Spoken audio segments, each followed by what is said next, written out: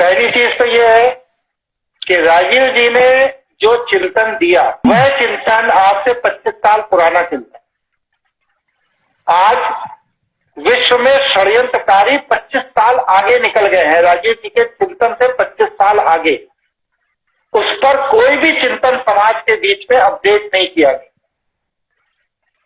इसलिए षड्यंत्रकारियों के षड्यंत्रों को जब तक समाज में सूचना के तौर पर अपडेट नहीं किया जाएगा तब तक रामचरितमानस को जिस तरह पढ़कर राम की चर्चा आप कर लेते हो, महाभारत को पढ़कर कृष्ण की चर्चा आप कर लेते हो, ठीक उसी तरह राजीव दीक्षित जी के विचारों को सुनकर आप आज से 25 साल पुराने भारत की परेशानियों की चर्चा कर लेते हो, समस्याओं की चर्चा कर लेते हो। लेकिन जिन समस्याओं को 25 साल पहले छोड़कर विश्व सत्ता के षड्यंत्रकारी आज 25 साल आगे निकल गए हैं, उन विषयों की चर्चा समाज में कहां हो रही है? पहला विषय।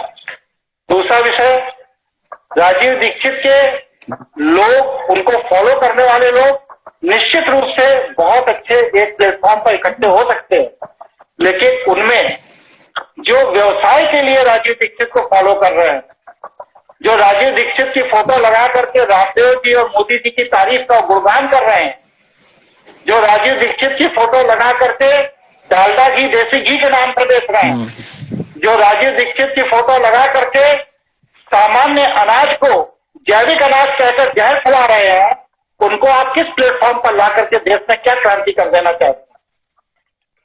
इसलिए चिंतन, मनन और संवाद, यह तीन चीजें जब तक समाज में पुनः जागृत नहीं की जाएंगी तब तक समाज को नई दिशा मिलना संभव मुझे नहीं दिखाई देता।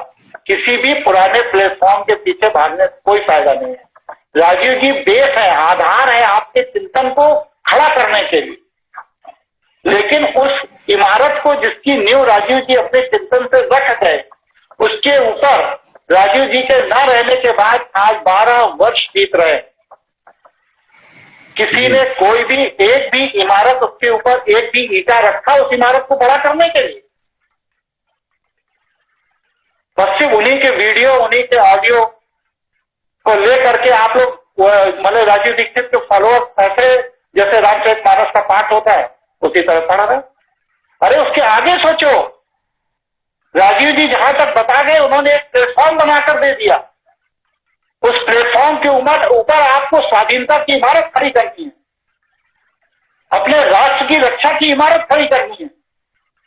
उस दिशा में क्यों नहीं सोचते हो आप लोग? आज विश्वव्यापी षड्यंत्रों पर चर्चा क्यों नहीं होती है?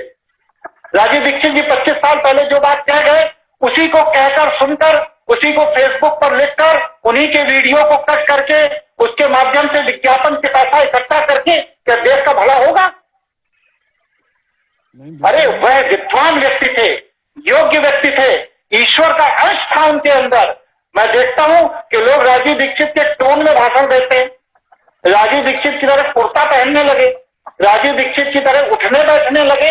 अरे उस व्यक्ति की मुकाबला, उस व्यक्ति की बराबरी आप लोग नहीं कर सकते। वह युग पुरुष था, उसने झटकोर दिया पूरे के पूरे हमारे गुलामी के अस्तित्व को, हिला दिया उसने पूरी नींव को। और आप लोग उसके द्वारा जो ज्ञान दिया गया, जो चर्चा दी गई, उसको तेल, हल्दी, धनिया, मिर्चा फेंक करके नष्ट कर रहे हैं। आप किस राजीव दीक्षित के माध्यम से देश की क्रांति की बात कर रहे हैं? क्या ये हल्दी, चूना और मिट्टी बेचने से देश की क्रांति होगी? कहां है वो चिंतन जो राजीव दीक्षित का था? क्या विदेशी मशीनों को लगा करके मंजन और सरसों का तेल और खाद्य सामग्री बेच देने से स्वदेशी की क्रांति होगी? 25,000 करोड़ का बिजनेस होगा, इससे देश बदलेगा? कहां गया वो कुटीर उद्योग जब जूते हर घर में बनते थे, ताले हर घर में बनते थे, दातोन हर घर में बनती थी, सरसों का तेल हर कोलू पे पेरा जाता था? राजीव दीक्षित का यही तो दर्शन था। इस पर क्या हो रहा है? 800 रुपए की चीज, 800 रुपए की चीज 4,000 रुपए में बेची जा रही। तो ये जो व्यवसायिक दृष्टिकोण है, इस दृष्टि से बदलना पड़ेगा। राजीव जी एक युग पुरुष हैं, उनका विचार, उनका दर्शन, उनकी शैली पर समझने की जरूरत है, चिंतन करने की जरूरत है।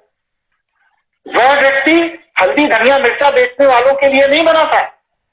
लेकिन आज देश का दुर्भाग्य है कि हम लोगों के अंदर संस्कार नहीं है, चिंतन नहीं है। इसलिए हम लोग उस जैसे युग पुरुष के विचार, उसके वक्तव्य, उसकी वाणी के ओज का प्रयोग अपने क्षणिक आर्थिक लाभ के लिए करते हैं। ये दुर्भाग्य है देश। इसलिए राजीव जी के चिंतन को समझकर उस पर भविष्य की इमारत खड़ी करिए, ये मेरा आप सबसे आग्रह है। उस जैसा युग पुरुष अब इस पृथ्वी पर दोबारा नहीं हो सकता। वह महापुरुष थे। आने वाले समय में उनकी तुलना, उनका समय, उनका कालखंड इतिहास में लिखा जाए। इसलिए उनके अस्तित्व को, उनके व्यक्तित्व को नमन करिए, ऐसे युग पुरुष का सम्मान करिए, उसके विचारों का सम्मान करिए और अपने भविष्य का मार्गदर्शन, अपने भविष्य का रास्ता उनके दिखाए हुए दृष्टि के ढूंढिए। ये मेरा विचार है, ये मेरा सुझाव।